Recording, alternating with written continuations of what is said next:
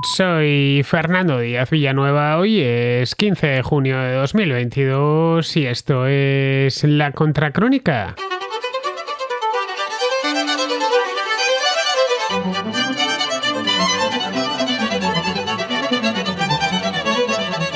La inflación se ha convertido ya en la primera de las preocupaciones de estadounidenses y europeos. Lejos de alcanzar su punto máximo, tal y como preveían los bancos centrales hace unos meses, parece ir a más, con consecuencias trágicas para la Reserva Federal, los inversores y los consumidores, especialmente los consumidores. La semana pasada se supo que la inflación estaba ya en el 8,6% interanual. Esto es la tasa más alta desde el año 1981, es decir, desde hace ya más de 40 años. Más preocupante aún es la velocidad a la que sube la inflación.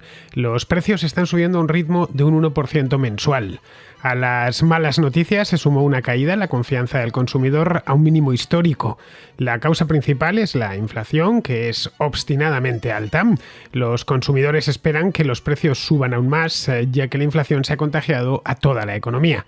El galón de gasolina ha superado por primera vez en la historia los $5 y todo está subiendo, desde la alimentación hasta los alquileres, pasando naturalmente por los salarios. La Fed teme lo peor, teme una espiral inflacionaria fuera de control y eso le ha obligado a ir echando el freno de mano, poco a poco, algo que ha desconcertado al mercado. El S&P 500, que es el índice más representativo de Wall Street, ha caído ya más de un 5% desde que se publicaron los últimos datos de inflación.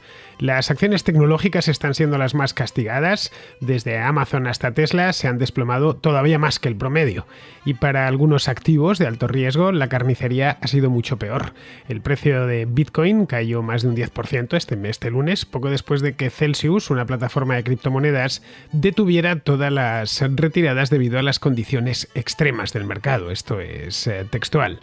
Pero el problema no se circunscribe a Estados Unidos, como podría parecer.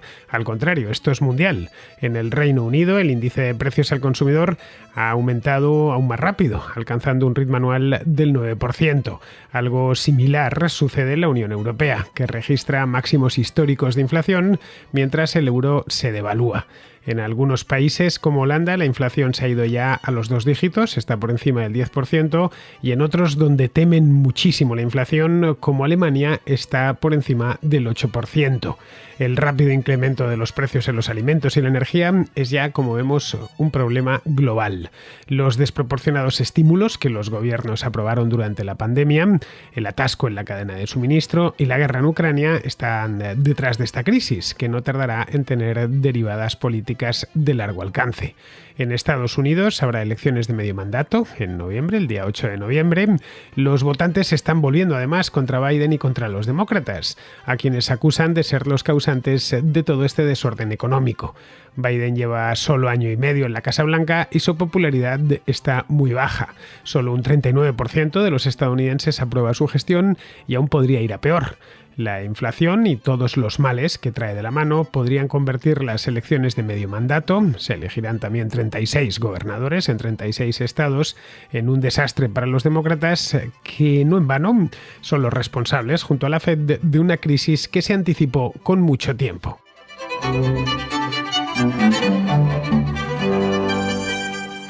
En las últimas semanas, altos cargos de la administración Biden y de la Reserva Federal han admitido públicamente, y digo públicamente porque lo han dicho de cara al público, no son filtraciones ni nada de eso, pues han admitido públicamente, aunque con la boca pequeña, eso sí, que cometieron errores de apreciación en lo relativo a la inflación. Errores recientes, de hace apenas unos meses. Detrás de esos errores había una mala lectura, diría yo que pésima lectura, del estado de la economía y de la naturaleza de la crisis que se avecinaba. O mejor dicho, de la crisis de la pandemia, de la crisis que provocaría la pandemia si se actuaba como se terminó actuando. Los asesores económicos de Biden y los analistas de la Fed temían que la pandemia y las restricciones relacionadas con ella, que fueron muchas, en algunos países más que en otros, pero en Estados Unidos las suficientes como para que la economía estadounidense, especialmente en marzo, abril y mayo del año 2020, sufriese un parón inesperado. Bien, pues pensaron todas estas mentes pensantes que rodean al presidente de Estados Unidos, que en aquel entonces no era Joe Biden, era Donald Trump, que eso traería consecuencias similares a las de la crisis financiera de 2008. Es decir, demanda débil, crecimiento lento y con visos de pararse, largos periodos de alto desempleo y una inflación muy baja. Consideraron en aquel momento que eso era lo que iba a suceder y había que poner todos los medios para evitarlo. Así que, como hicieron ese análisis, aplicaron la misma receta para curar una enfermedad que aún no se había manifestado, porque realmente no se sabía cuánto iba a durar la pandemia, cuánto tiempo iba a estar entre nosotros machacando a la economía. Estoy hablando del mes de marzo-abril de 2020. Pero a pesar de ello no tenían ni idea, podía haber sido mucho peor, podía haber sido algo mejor, no sabían exactamente lo que iba a pasar, pero trazaron un escenario y sobre ese escenario actuaron. La Reserva Federal bajó los tipos al mínimo disponible, que es el 0%, y prometió mantenerlos ahí sine die, hasta que la cosa se recuperase. Entre tanto, el gobierno, en aquel entonces, insisto, el gobierno de Donald Trump, se puso a gastar como si no hubiese mañana.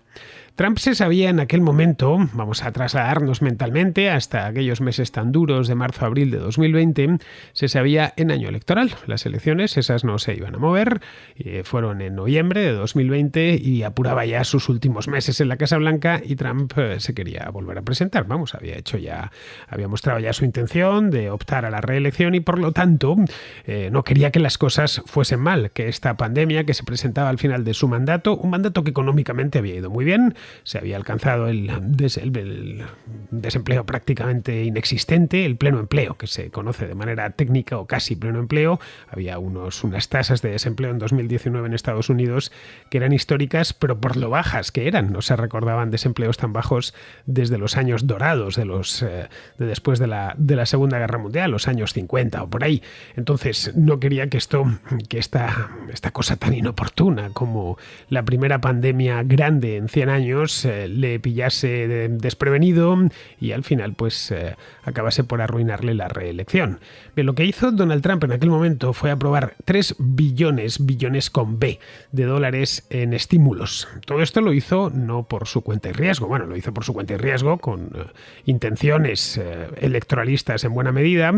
Lo hizo con el apoyo entusiasta del Congreso, no solo de los republicanos, sino también de los demócratas. A los demócratas, en cuanto se les saca un billete de $100 y se les pide que lo gasten, están encantados. Jamás le devolverán ese billete de $100 a sus legítimos propietarios, que son los contribuyentes. Al contrario, lo gastarán con mucho entusiasmo.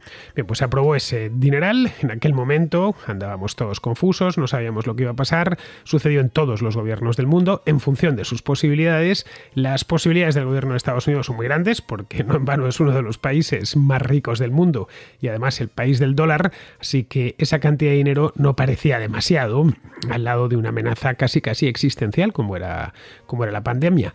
Además, nada más empezar los confinamientos, una de sus primeros efectos fue que el desempleo repuntó de golpe. El desempleo se fue en abril de 2020 al 14,7% exactamente, y no quería Donald Trump que eso se eternizase, es decir, que fuese bajando poco a poco y que para el mes de noviembre, cuando fuesen las elecciones, todavía estuviese en el 11 o en el 12%, por mucho que se hubiese resuelto ya la situación.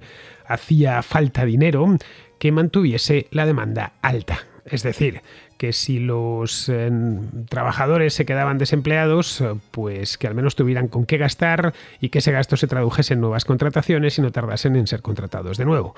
No quería que, en definitiva, que sucediese lo que había sucedido en 2008, 2009, 2010, cuando se necesitaron 6 años para que el desempleo bajase del 10% al 5%. La Reserva Federal contribuyó también de manera muy entusiasta, puso su granito de arena llevándose los tipos al cero y comenzó a comprar bonos para que al gobierno no le faltase combustible. Es decir, esa idea tan infame de la flexibilización cuantitativa, que es monetización de deuda pura y dura, lo aceleró. Simplemente, ¿qué necesitan ustedes? Dinero, no se preocupen, emitan papel, que yo se lo compraré y les daré billetes nuevos, evidentemente no en papel, como es lógico, pero les daré dólares nuevos para que gasten en lo que crean conveniente. Que fuese año electoral ayuda a entender buena parte del disparate. En el caso de haber sucedido esto en 2018, por ejemplo, pues quizá no hubiera sido tan generoso Donald Trump con los estímulos, pero como era año electoral y estaban todos entusiasmados con la idea de llegar, todos los republicanos, de llegar a las elecciones, que no las tenían todas consigo, las encuestas no daban a Donald Trump vencedor, pues tenía que agarrarse a la economía. Realmente era su gran baza de campaña, la economía, y la economía era lo que no podía fallar. Biden, de cualquier manera, se veía en la Casa Blanca, ya que el verano, el de 2020, las encuestas le daban ganador y tenía de su lado además a Janet Yellen. Fue Yellen la que le convenció de que en la crisis de 2008 la austeridad había ralentizado la recuperación. Esta idea desmentida por los hechos de que después de haber gastado mucho dinero, vamos a ponerlo en el símil de la borrachera, que es más fácilmente comprensible. Esta falacia que dice que después de haberte emborrachado lo mejor es beberte a trago una botella de whisky. Bien, pues que quitarse del whisky después de una borrachera no es bueno porque, claro, a uno le duele la cabeza. Es mejor que te duele la cabeza durante 1 o 2 días y luego ya habrás superado por completo la resaca. Pero no, que no podía haber resaca bajo ningún concepto. Que la austeridad, entendida como resaca después de una noche de juerga, pues no podía ser. Bien, con tipos de interés bajos y compras de deuda a mansalva, lo tendrían muchísimo más fácil. Esto era la botella de whisky. Pronto vieron que la alquimia funcionaba, porque la botella de whisky después de una noche de borrachera, aunque sean los primeros tragos, todavía causan efecto. Para diciembre del año 2020, la tasa de desempleo había caído ya de manera considerable hasta el 6,7%, ojo, desde el 14,7% que se había ido en el mes de abril. Vamos, que habían conseguido en 9 meses lo que costó 3 años en la anterior crisis. Nadie se planteaba en aquel momento, o si se lo planteaban preferían mirar hacia otro lado, que todo ese dinero que acababan de crear de la nada tendría que, y entregarlo, inyectarlo en distintos puntos de la economía, tendría que aflorar por algún lado. Bueno, estaban los típicos aguafiestas que lo recordaban de vez en cuando en algún periódico o en algún paper universitario y nada más, pero nadie quería aguarle la fiesta. Ojo, en aquel momento ni a republicanos ni a demócratas. De hecho, de inflación ni se hablaba a finales del año 2020. Pensaban que, como os contaba el otro día, habían encontrado por fin la piedra filosofal. Podían crear todo el dinero que les diese la gana, que los precios no se resentirían. El equipo económico de Biden, porque fue Biden al final quien ganó las elecciones y tomó posesión del cargo en enero de 2021, parte del equipo económico de Biden había trabajado con Obama, como es lógico, el propio Biden también había trabajado con Obama como vicepresidente, o con Janet Yellen cuando estaba en la Reserva Federal. Bien, pues estos andaban obsesionados por la lenta recuperación en la década de 2010, después de la crisis. Yo recuerdo por lo menos aquellos primeros años de la década, el propio 2010, 2011, 2012, que andaban algunos muy ofuscados porque no se volvía de nuevo a la gran fiesta del año 2006-2007 y no se había hecho inmediatamente, que era imposible que se hiciese, pero bueno, estaban obsesionados con eso. Tenían miedo de que la pandemia o sus efectos, por lo menos, durase muchísimos años. Además, había otro elemento que les ayudó a inclinarse por esto, y es que la inflación había estado por debajo del objetivo de la Reserva Federal durante muchísimos años. Eso les persuadió de que tenían margen para actuar, margen más que sobrado. Al final, como vemos, era todo política. Más política y nada más que política. Los demócratas andaban algo dolidos porque 10 años antes los republicanos del Congreso habían presionado a Obama para que aceptase un recorte de gasto con el objetivo de reducir el déficit que estaba disparado en aquel momento. Esos mismos republicanos, a partir del año 2017, cuando ya se habían hecho de nuevo con la Casa Blanca, se desentendieron por completo del déficit y lo volvieron a disparar vía la rebaja fiscal de Trump y vía también el aumento de gasto militar que aprobó el propio Trump. Bien, esto les dolía bastante, nos han obligado a nosotros a reducir el gasto, nuestro gasto, para controlar el déficit. En cuanto ellos han estado al frente, han disparado de nuevo el déficit, aunque en otro tipo de gasto. De vuelta en la Casa Blanca, ya en el año 2021, los demócratas, ¿qué es lo primero que hicieron? Pues eso mismo, animarse a perseverar en el déficit, aunque esta vez para implementar grandes programas de gasto social. Estaban todos repitiendo una y otra vez las supercherías de la teoría monetaria moderna, esta que viene a decir que mientras la inflación sea baja, no hay límite para la deuda pública.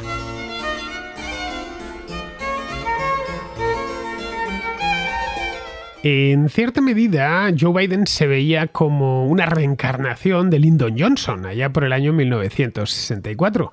Lyndon Johnson puso en marcha justo ese año una gran iniciativa de gasto social denominada Gran Sociedad, Great Society, que incluía, pues entre otras cosas, su campaña de guerra contra la pobreza, la War on Poverty, que se hizo en aquel entonces muy famosa y con la que se pensaba que iban a desaparecer por completo los pobres de Estados Unidos. Fue en aquel momento cuando aparecieron cosas como Fannie Mae, por ejemplo, Freddie Mac, que tantos dolores de cabeza dieron 50 años más tarde, ya en plena crisis financiera, en el año 2008-2009, que hubo que rescatarlos con un saco de dinero del contribuyente. Bien, pues él se veía como algo así, es normal, teniendo en cuenta que Lyndon Johnson era presidente cuando Biden era un veinteañero, cuando empezó a hacer sus primeros pinitos en política, no todavía como senador, él llegó al Senado un poco después, cuando Johnson ya no era presidente, pero es cuando empezó a militar en el Partido Demócrata, cuando empezó a tomar conciencia social, etcétera, y entiendo que tenía muy buen recuerdo, ya se sabe, de lo que vivimos con 20 años nos llega muy al fondo. Bien, pues tras aprobar el estímulo de casi 2 billones, 1,9 billones de dólares en marzo de 2021, un año después de los confinamientos de la pandemia, afirmó, he dicho antes que en cierta medida se veía como Lyndon Johnson, no, es que se veía como Lyndon Johnson porque llegó a afirmarlo. Afirmó que esta era la primera vez que desde tiempos de Johnson se podía cambiar el paradigma. Esto es textual, podéis buscarlo por ahí, esto fue en marzo del año pasado. El cambio de paradigma, porque les encanta utilizar estas palabrejas a los que se quieren apoderar de nuestro dinero, era pedir dinero prestado y regalarlo. Nada más, pedir dinero prestado de nueva creación al Banco Central. También tenían prevista una subida de impuestos, pero bueno, mientras el Banco Central les estuviese extendiendo continuamente cheques, pues no había ningún problema. El estímulo de Biden, que del que os hablé ya en su momento, allá por marzo de 2021, y que me pareció un disparate desde el momento mismo en que se les pasó por la cabeza, no digamos ya cuando lo aprobaron, se repartió a los estados, a los gobiernos locales o directamente a los estadounidenses que solicitasen el cheque, que ascendía estos cheques, si mal no recuerdo, a $1.400, que el gobierno entregaba directamente a las personas. Vamos, el equivalente a un salario bajo en Estados Unidos, un salario bajo mensual. Algunos economistas, los aguafiestas, esos que os decía, advirtieron que esto llevaría de cabeza a la inflación, que ya no se podía aguantar más, que a pesar de lo que decían los de la teoría monetaria moderna, que iba a suceder sí o sí. Ojo, y no estoy hablando de economistas, qué sé yo, de la escuela austríaca, por ejemplo, que ya se sabe que son los aguafiestas favoritos. No, estoy hablando de Lawrence Summers, ¿eh? Lawrence Summers es demócrata, fue el secretario del Tesoro durante mucho tiempo con Bill Clinton, es profesor en Harvard, si mal no recuerdo. La crítica de Summers sentó muy mal en la Casa Blanca en aquel momento. Primero por provenir de un demócrata y un demócrata respetado como Summers, que había dirigido además el Consejo Económico Nacional con Obama durante los años de la crisis financiera. De hecho, Obama le rescató, le sacó de la universidad para ponerle al frente de este Consejo Económico Nacional que se creó para lidiar con aquella crisis. Pero claro, la inflación en aquel momento era baja. Sí que parecía un aguafiestas, Summers, si nos ponemos en aquel momento. En enero de 2021... cuando Biden llegó al poder, estaba aún en el 1,4%. Y en marzo, cuando se aprobó el estímulo, era del 2,6%. No era muy alto, estaba todavía en el entorno del 2%. Pero ojo, se había duplicado en 2 meses. Pero no quisieron verlo. No hicieron ninguna voluntad por verlo. Yellen, que ya era secretaria del Tesoro, lo era desde que llegó Biden a la Casa Blanca, también lo ignoró. Y ella, que podemos entender que Biden no entienda estas cosas. Bueno, Biden no entiende ya a estas alturas de muchísimas cosas porque está más para allá que para acá. Pero Yellen, que está perfectamente en sus cabales, debería haberlo tenido en cuenta. De hecho, aconsejó a Biden que hacer muy poco era un riesgo mayor que hacer demasiado. Algo así debió decirle. No se preocupe usted, si es que le he llamado usted. Bueno, en inglés no existe el usted. Pero vamos, que en el caso de que fuese en españoles seguramente le llamaría de usted porque es una mujer muy elegante de otra época. Bien, le diría, da igual, no se preocupe, es mejor pasarse que no llegar. Al Congreso lo que le dijo Yellen fue que había que actuar a lo grande. Vamos, que estaba perfectamente embarcada en todo esto, totalmente embarcada. Si Janet Yellen, gobernadora de la Reserva Federal entre 2014 y 2018. Y en el Consejo de la propia Reserva Federal, pues desde los años 90, se entró ahí en tiempos de Clinton. Decía eso una mujer que llevaba pues media vida metida en la Reserva Federal, una mujer respetada y prestigiosa. Pues claro, podían fiarse. ¿Cómo no se iban a fiar de Janet Yellen? Si no se fiaban de Janet Yellen, ya no se podía uno fiar de nadie. No habría problema con la inflación porque Yellen lo había dicho y había que actuar a lo grande.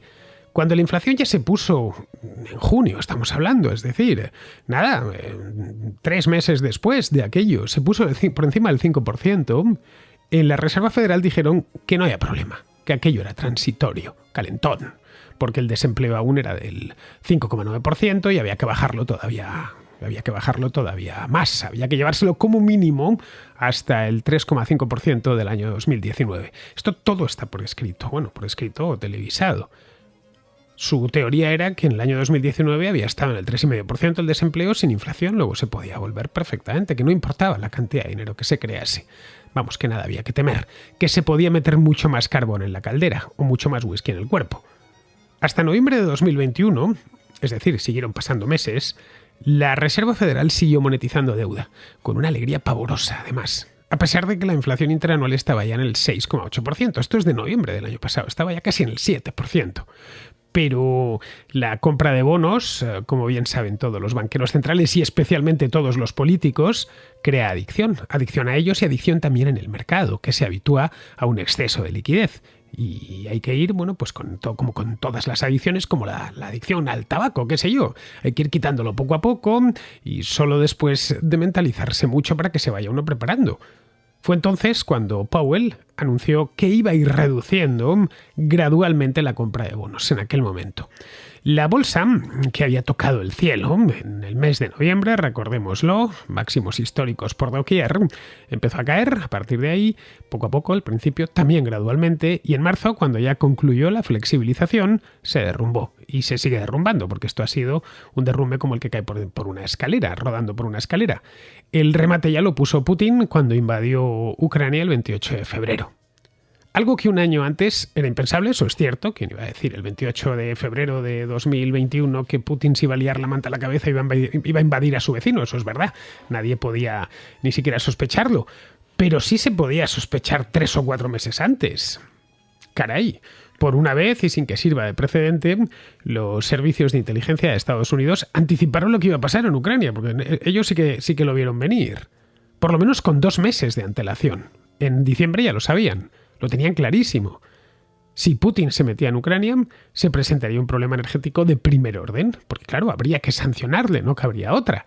Pero de nuevo se ignoró la amenaza, porque la máquina ya circulaba a toda velocidad y nadie era capaz de detenerla. O si queremos apurar el símil borrachil que he puesto antes, porque la música estaba sonando a todo volumen y andaba toda la fiesta borracha, a ver quién es el guapo que apaga la música en ese momento y retira las botellas.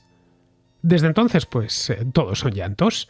Las empresas cotizadas en bolsa han caído a plomo, con ellas la confianza del consumidor, y aunque el desempleo todavía se mantiene bajo, aletea el fantasma de la estanflación de los años 70, que muchos en Estados Unidos aún recuerdan, empezando por el propio Biden, que en aquella época, la época de la estanflación, mediados de los 70, finales de los 70, ya era senador. Desde entonces ha estado viviendo siempre del contribuyente de los Estados Unidos. Pero la tiene que recordar a la perfección. Muchos estadounidenses recuerdan la época de la alta inflación y el alto desempleo de finales de los 70. Y esto es lo que aletea ahora sobre las cabezas no solo de los estadounidenses, sino también de los europeos. Nadie entendió, en definitiva, que la crisis pandémica era muy diferente a la de 2008, porque es que no hay 2 crisis iguales. Aquella crisis hundió la demanda de empresas, de particulares, simplemente no se salía a comprar porque no había con qué. La pandemia lo que hundió fue la oferta, lo que resultó al final en una escasez muy persistente de materias primas, de buques portacontenedores, de trabajadores, de semiconductores y de unas cuantas cosas más. A finales del año 2020, el empleo ya se recuperaba a buen ritmo y la economía se empezaba a recalentar. Pero no cambiaron la política económica. Les importó nada. Todo iba a seguir como estaba, por si acaso. Eso intensificó los desajustes entre oferta y demanda y ayudó a impulsar la inflación, que ya está en un 8,6%, y todos coinciden en que irá hacia arriba. Después de la crisis de 2008, el gasto total de los consumidores, las empresas y el propio Estado, que también gastan, se mantuvo estancado por debajo de los niveles previos a la crisis durante varios años. Si nos vamos ya a 2021, el gasto se había disparado animado por el pleno empleo y los estímulos. En el gobierno nadie ha querido ver datos tan a la vista. A eso había que sumarle, pues claro, una dosis de mala suerte. La pandemia se prolongó en China, lo que ha traído confinamientos y cierres de empresas y puertos que han complicado la cadena de suministro, estrangulando aún más la oferta. Y luego ya como guinda por el pastel, pues Putin invadió Ucrania en febrero poniendo el mercado energético patas arriba. Ya digo, hace un año la invasión de Ucrania ni se tenía en consideración, pero todo lo demás ya estaba ahí. Eso no obstó para que en la Fed pronosticasen que a final de año la inflación estaría en el 2%, el 2,1% exactamente. Siguieron ignorando el problema hasta bien entrado este año, cuando ya por fin se decidieron a hacer algo. El 17 de marzo, subieron los tipos al 0,25 y el 5 de mayo al 0,75, que es donde están ahora. Quieren hacerlo todo de forma muy gradual, tan gradual que es casi inapreciable. Todo para conseguir este aterrizaje suave del que os hablaba hace un par de semanas, es decir, desacelerar la economía y la inflación sin provocar una recesión. El problema es que han llegado demasiado tarde, algo reconocido por el propio Powell el mes pasado cuando dijo que hubiera sido mejor subir los tipos antes. Bueno, Janet Yellen, que fue gobernadora de la Reserva Federal, como os decía, secretaria del Tesoro, también ha reconocido su error. El error de haber considerado el repunte inflacionario del año pasado como algo transitorio. ¿Cómo debe estar la cosa para que gente que jamás acepta haber cometido un fallo reconozca, aunque sea con la boca pequeña, que se ha equivocado? El resultado es que los magníficos planes de gasto social de Biden han quedado en nada. Ahora toda la agenda económica la ocupa la inflación porque es la inflación la que está machacando su popularidad. La confianza del consumidor se ha desplomado y las encuestas sugieren que los demócratas podrían enfrentar una derrota muy seria en las elecciones de medio mandato que se celebrarán el 8 de noviembre. Ese mismo día habrá también elecciones a gobernador en 36 estados. Todo vendrá marcado por la economía, ya sea porque no han sido capaces de contener la inflación, ya sea porque la recesión ha dado comienzo.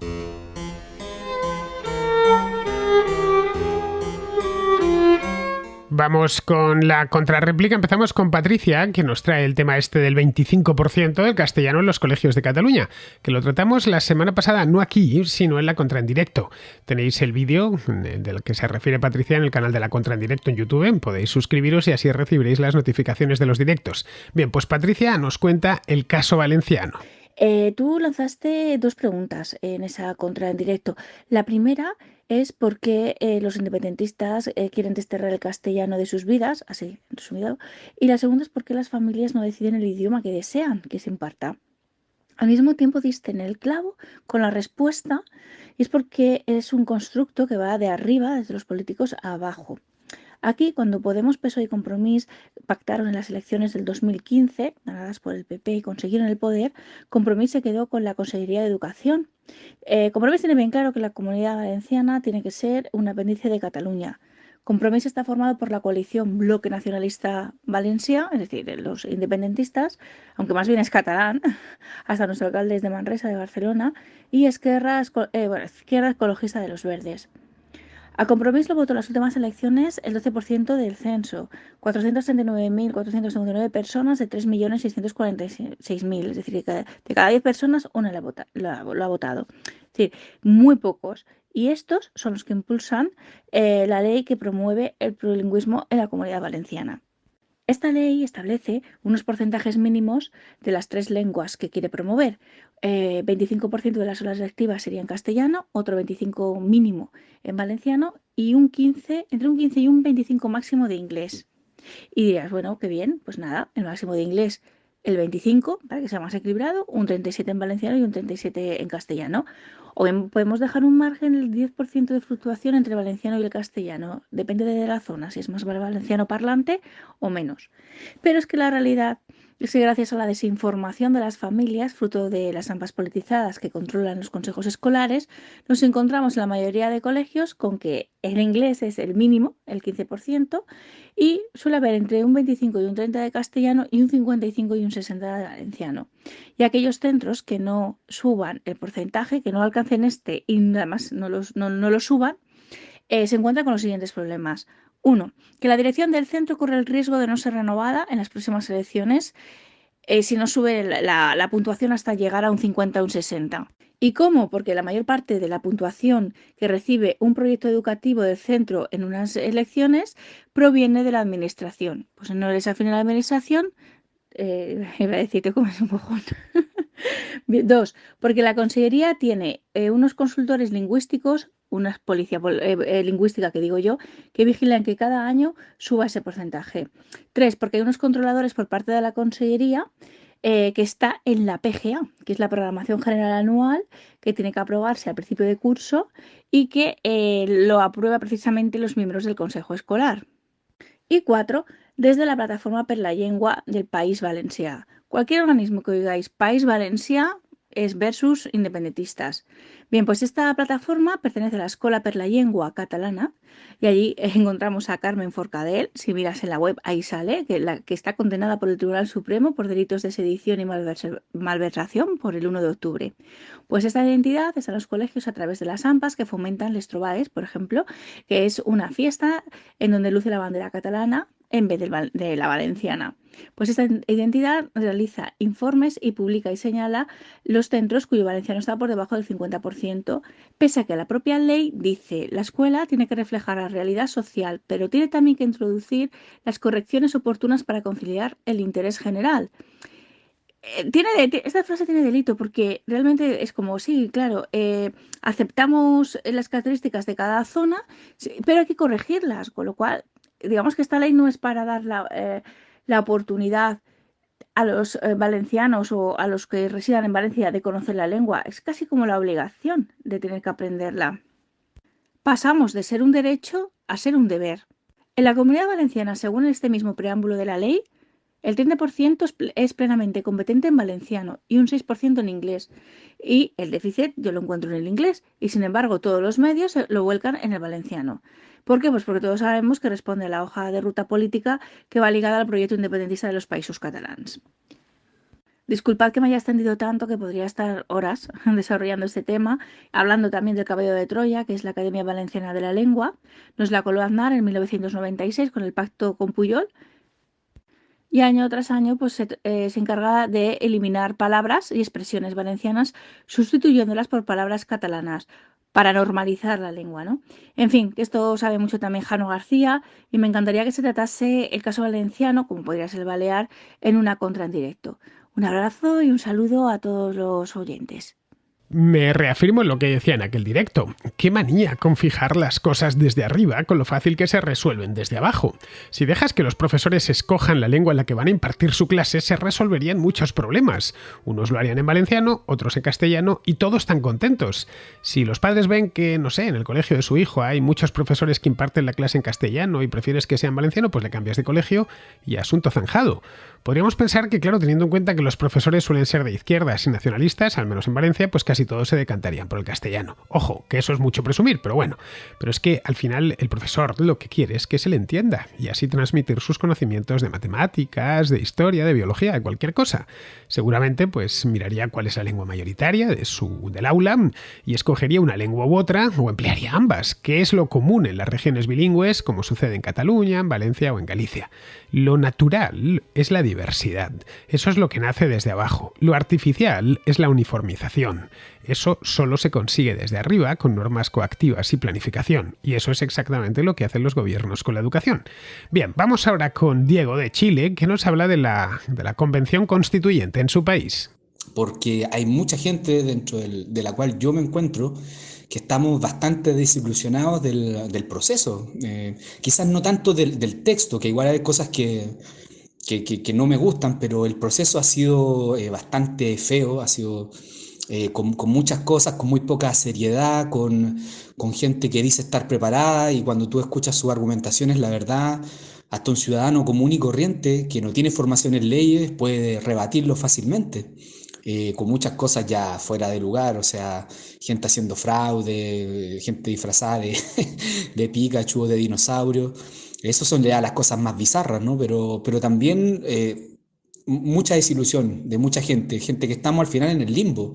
No sabemos si aprobar o rechazar, aunque hasta ahora yo voy más por el rechazo. Pero yo creo que el proceso constituyente no va a detenerse acá, o sea, como te decía, un grupo grande de personas queríamos, si no una nueva constitución, al menos grandes reformas, ¿no? Para definitivamente desratizar la constitución de lo poco que queda de la constitución de Pinochet, porque en realidad eso también es muy discutible. La actual constitución de Chile en realidad es la constitución del presidente Ricardo Lagos, ¿no? Él hizo la mega reforma y al final está firmada por él, esa es la realidad. Eso es lo que no les gusta escuchar también a la gente más afiebrada con el tema del apruebo. Pero eso, hay una desilusión grande en una parte importante, que esa va a ser la gente que va a decidir. En cualquier caso, yo creo que va a ganar el apruebo, pero no va a ganar por la gran mayoría que ganó la primera parte, ¿no? Cuando se decidió si nueva o no constitución. No creo que gane por un 78%, probablemente va a ser algo entre el 60, 65%. Pero hay algo simbólico que ya esta nueva constitución no cumplió, que era lo simbólico es ser una constitución, digamos, de todos, ¿no? O que intentara ser, como se dice acá, la casa de todos. Y al final no ha sido así, es una constitución que va a ser muy hacia un lado, lo cual es natural porque la gente votó, pero muchos nos preguntamos si es que acaso nos equivocamos en lo que votamos. Y probablemente si los chilenos hubiéramos tenido más experiencia en este tema constitucional, o sea, que no fuera la primera vez que se hace una asamblea o una convención, habríamos votado de otra manera. Y hay muchos que pensamos de que sí, nos equivocamos las personas que elegimos. Y para finalizar, yo me quedo con un análisis que hizo un politólogo acá que se llama Mirko Macari y dijo, bueno, medio riéndose, ¿no? Bueno, si Chile somos un país más o menos, ¿no? De mitad de tabla, dije, usando un término futbolístico, por lo tanto, quizás nos merecemos una constitución ahí nomás, digamos, de mitad de tabla. Yo al principio me reí, pero después pensé, no, ¿por qué? O sea, Chile no es precisamente un país precario, al menos en el contexto latinoamericano, ni en recursos, ni en educación. La pandemia nos autodemostró eso, ¿no? Ni nosotros nos podíamos creer que estuviéramos en la Premier League, digamos, de algunas cosas en materia de salud. Así que creo que sí, Chile, los chilenos nos merecemos una buena constitución y si no es una buena constitución, al menos muy buenas reformas. Así que eso, un abrazo y sigue adelante porque tus crónicas son excelentes y mucha gente en Chile te escucha. Así que eso, saludos. Efectivamente, Diego, todo ha sido un sainete en Chile. Se inventaron un problema y le han aplicado una solución delirante.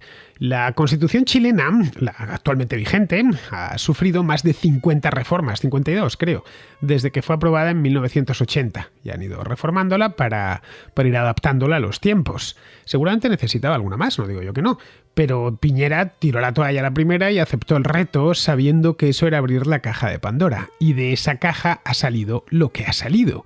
Desconozco si la nueva Constitución será aprobada o rechazada, no lo sé. Si es lo primero, es decir, si la aprueban, la aprobación popular será muy ajustada, como bien nos comentas, Diego.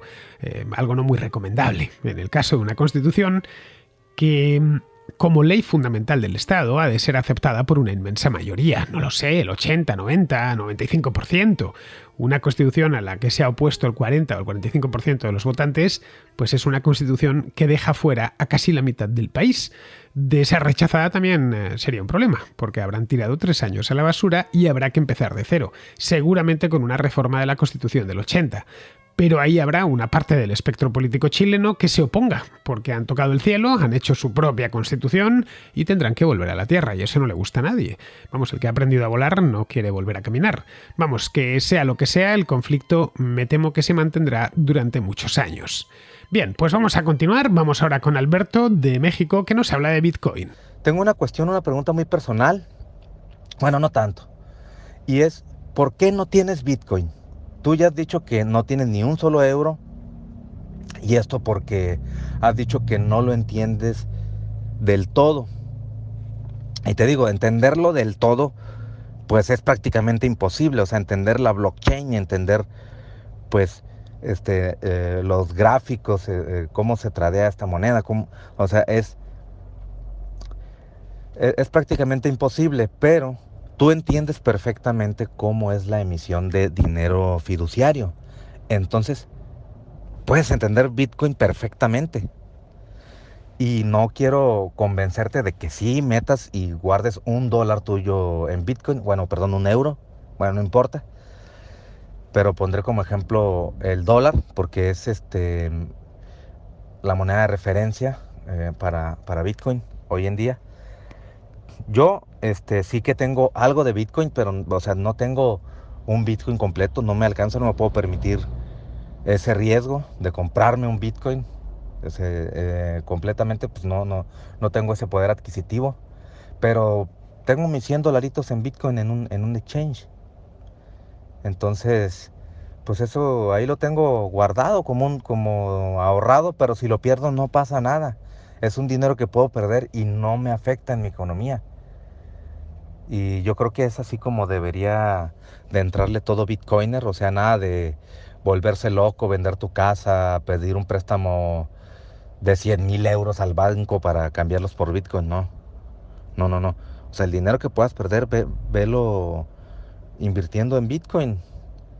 Eh, la mayoría de los creadores de contenido que son Bitcoiners dicen, no es una recomendación de inversión. Bueno, yo lo recomiendo como, como cosa perdida, digamos. O sea, como ejemplo, si tú tienes $1,000 y los guardas debajo de tu colchón ahorita en 2022, tú para 2025, si sacas esos $1,000 del colchón, ya no te va a alcanzar para lo mismo que ahora, y eso lo sabemos todos.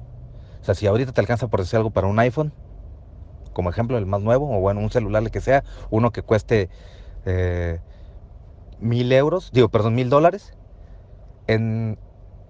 en 2025 con esos $1,000 no te va a alcanzar para el último celular de última generación de esa misma marca. Si tú lo guardas en Bitcoin, a pesar de que hemos visto que ha fluctuado y que ha bajado, y el día de hoy pues bajó a los 24,600 aproximadamente, $24,600. Si tú hoy en día compras $1,000 de Bitcoin, que son, insisto, $1,000 que tú puedes tirar a la basura, que no te afectan, todo depende de tu poder adquisitivo. Si tú lo haces, lo más probable, porque eso es lo que nos ha mostrado el gráfico histórico de Bitcoin, es que en 2025 valga más. ¿Y por qué pongo 2025 como ejemplo? Cuando entiendes un poco del tema de Bitcoin, sabes que en 2024 viene halving, se emite la mitad de Bitcoin cada bloque de lo que se está emitiendo ahora, a partir de aproximadamente agosto de 2024 va a ocurrir esto. Y es altamente probable que Bitcoin suba.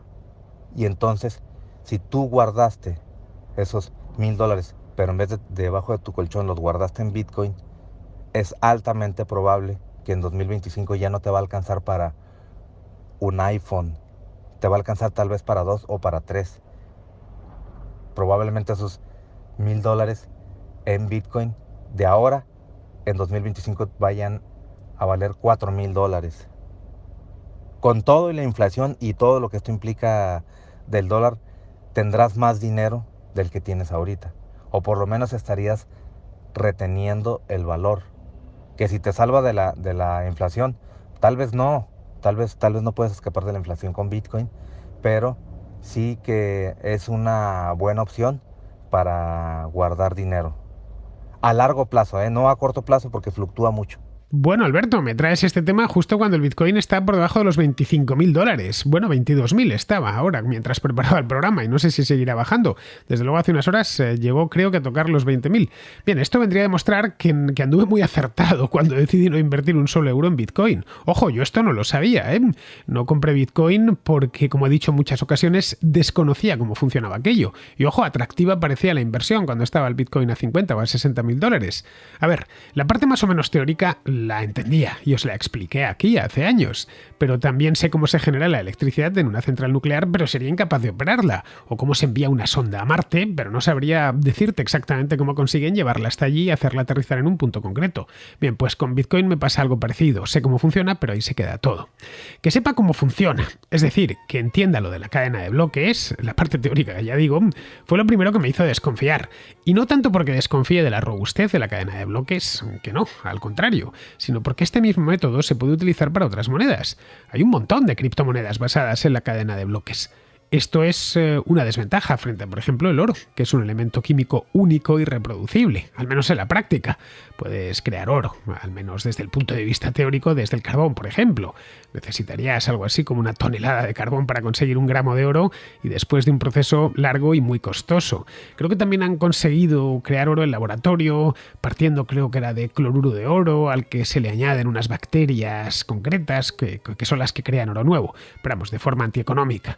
El oro hoy por hoy tiene que provenir de las minas y solo de ahí. No hay posibilidad de crear oro nuevo de forma viable desde el punto de vista económico. En cambio, sí se pueden crear tantas criptomonedas basadas en blockchain como se deseen. El Bitcoin es la que más demanda tiene y eso es lo que ha sostenido su valor hasta que esa demanda ha disminuido. Podríamos pensar que sí, que el oro es único, pero también hay otros metales interesantes como la plata o el platino, pero no reúnen las características del oro, que han hecho del oro que desde tiempos remotos nuestra especie se decante por él para guardar valor. Y además la cantidad de metales nobles, preciosos como el oro, la plata o el platino, el paladio, es que son muy pocos, mientras que puedes crear pues infinidad de monedas basadas en blockchain. Resumiendo, que entiendo la base de activos de reserva como el oro o el arte, por ejemplo, pero no el Bitcoin. Quizá porque me falte información o quizá porque sea algo tan nuevo que no hay registro histórico que me invite a dejar ahí mis ahorros, que muchos sacrificios y renuncias me ha costado acumularlos. A fin de cuentas, yo no quiero dar un pelotazo, hacerme rico y comprarme un Ferrari, no, esa no es mi idea, sino tener algo para cuando sea viejo y no pueda trabajar para ganarme la vida. Es tan sencillo y tan doméstico como eso. Vamos, que no puedo permitirme el lujo de algo tan volátil como el Bitcoin, que hace 6 meses valía 50.000 y hoy 20.000. Eso es una depreciación del 60%, caray. La onza de oro en enero estaba en unos $1.800 y hoy está en unos $1.800. Vale, es cierto que podría bajar, no lo sé, en 2020 andaba por 1.500. Pero vamos, si algo tenemos claro del oro es que se ha ido. Ojo, y es un activo volátil, pero claro, no con esta volatilidad tan brutal. Tú fíjame precios de productos en Bitcoin, es completamente imposible. En fin, que, ojo, y el oro llegó a ponerse en 2.000, hace un par de meses, pero bueno, que esa es la razón. Yo entiendo y me parece muy bien que exista el Bitcoin y todo lo que sea arrebatarle poder al Estado, siempre lo defenderé, pero vamos, yo no terminaba de estar convencido y sigo sin estarlo, ¿eh? Bien, vamos ahora ya a terminar, vamos con Pizarro, que nos habla de la posible incorporación, posible pero lejana incorporación de nuevos países del este a la Unión Europea. España es un país de calidad democrática menguante, parásito económico de la Unión Europea y una potencial amenaza de quiebra para la misma. La Unión Europea no necesita más lastres, sino miembros que aporten estabilidad económica y política. Ucrania y la zona gris no parecen ser los futuros motores, regeneradores y estabilizadores de la Unión Europea. En la Realpolitik las decisiones no se toman por pena. Un cordial saludo de Pizarro. Y hasta aquí, queridos amigos, llega la contra de hoy, día 15, el Ecuador del mes de junio. Mañana será 16 y volveré por aquí. Hasta mañana, amigos.